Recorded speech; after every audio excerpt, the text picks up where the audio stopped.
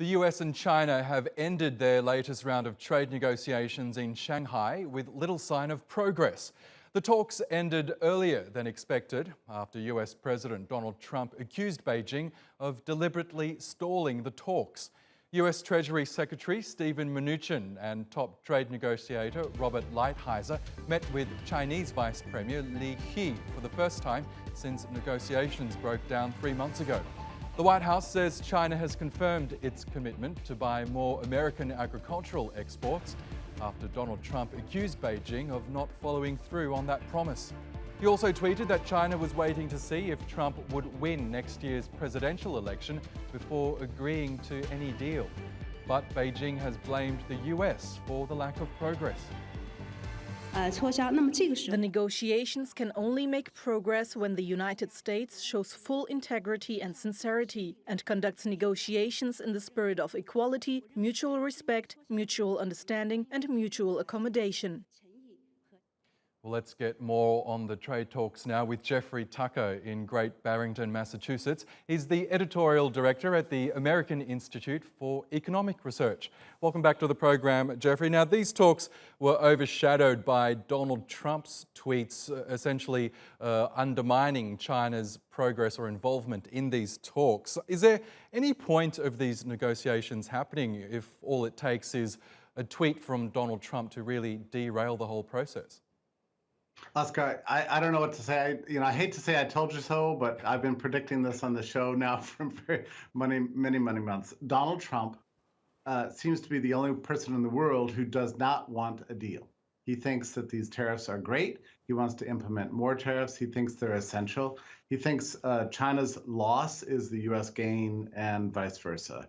And this is the way he looks at the world. So yes, he set out and deliberately sabotaged these failed efforts at negotiations. And in fact, you almost get the sense that when the parties arrived there, they knew something like this was going to happen.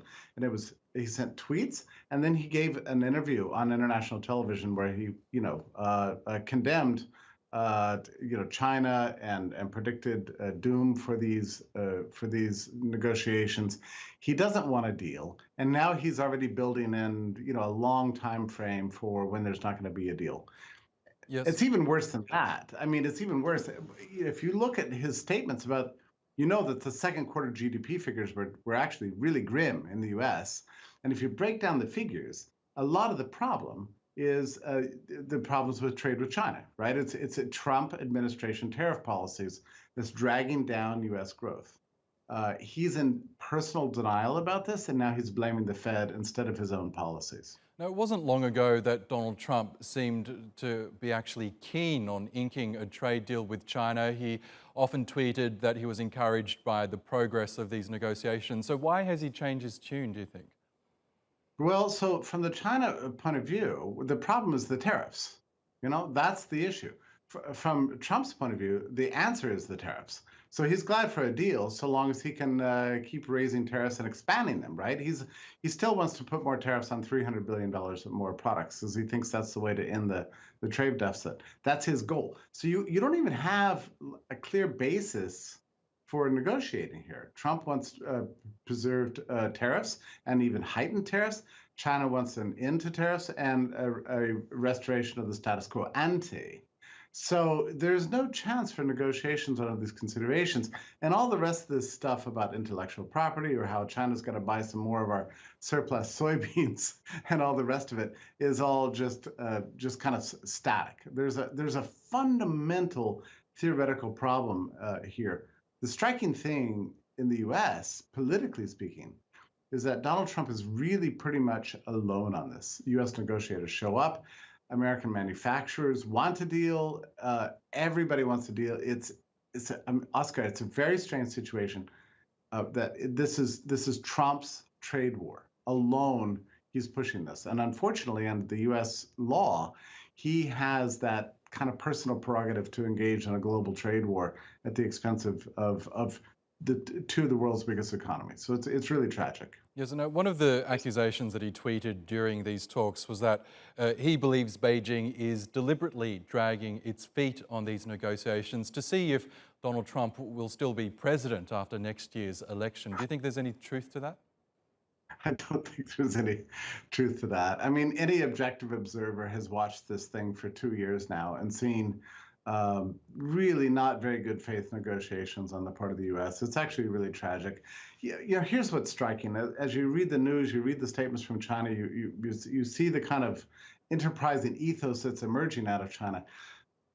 China has learned from U.S. tradition, pro-enterprise, pro-free trade, productivity as a result of ever fewer barriers to trade. All right, this is the model that China is pursuing today. And at the very moment when China's become completely converted to this idea of open markets, the U.S. is turning against them. That's the reality on the ground, and it comes at great expense for everyone in the world, really, but in particular for Americans and people in China. It's very sad. And there are signs also that perhaps Beijing isn't as keen or as desperate to reach a deal. Do you get the sense that perhaps Beijing might be waiting out to see if it can secure, I guess, more favourable conditions in any trade deal? I don't think so. I think China is exasperated. All the negotiators on the Chinese side, they're exasperated. They're not even sure that if any deal they sign tomorrow is going to be valid the next day. This is what happened with the U.S. and Mexico. Whatever Trump says on Thursday may be reversed by Monday, depending on what he sees on Fox News. So, what you have in China is a loss of faith in the negotiation process itself. So China right now, all the trade diplomats in China are scrambling to develop new markets, and they're looking at a world in which these tariffs are permanent. So they're looking for other ways to grow their economy besides relying on U.S. markets. I think at this point, China is just showing up perfunctorily. Of course, China wants to restore the status quo ante, but so long as Donald Trump is president, that's not going to happen.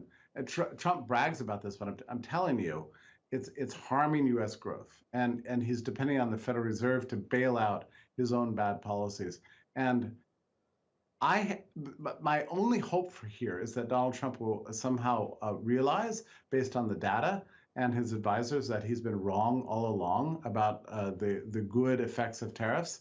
But if you look at Trump very carefully and you understand his history, that is a very, very slim chance. I think he's, as far as I can tell, burrowing down in this theory that somehow Trump's tariffs are good for the United States, and there's not going to be backing off from it. So it seems to me that the world economy is trying to move on. China's developing its own trade routes. It's rerouting its own supply chains. Yes. China is not going to sacrifice its prosperity on the altar of Donald Trump's ego. Okay, we'll see what happens at the next round of trade talks in September. Jeffrey Tucker, a pleasure as always.